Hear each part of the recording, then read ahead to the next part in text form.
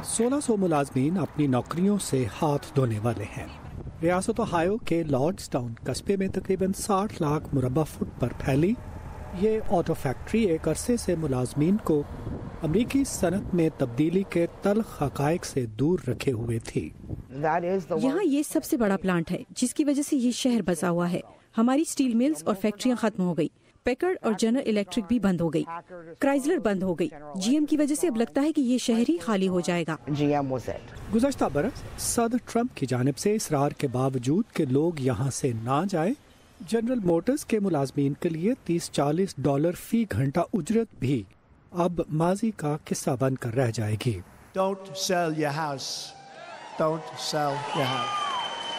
इस फैक्ट्री में दरमियाने साइज की कार शेवी क्रूज बनाई जा रही थी। मुलाजमीन की यूनियन के ओहदेदारों का कहना था कि उन्हें पहले से ही मालूम था कि इस गाड़ी की फरोख्त आसान नहीं होगी। सदर ट्रंप भी कंपनी के इस फैसले पर तनकीद कर चुके हैं।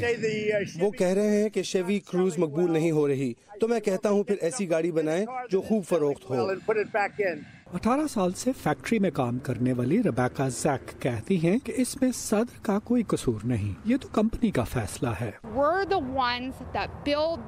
हम लोग इस गाड़ी को बना रहे हैं। कंपनी अगर इस हाल को पहुंची है तो ये हमारी वजह से है।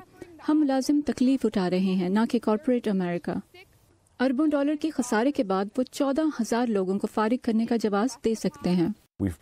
हमने बारहा अपने आप को साबित किया है कि लॉर्ड्सटाउन में हमारे पास बेहतरीन काम करने वाले हैं। हम बेहतरीन जगह पर वाक़या हैं।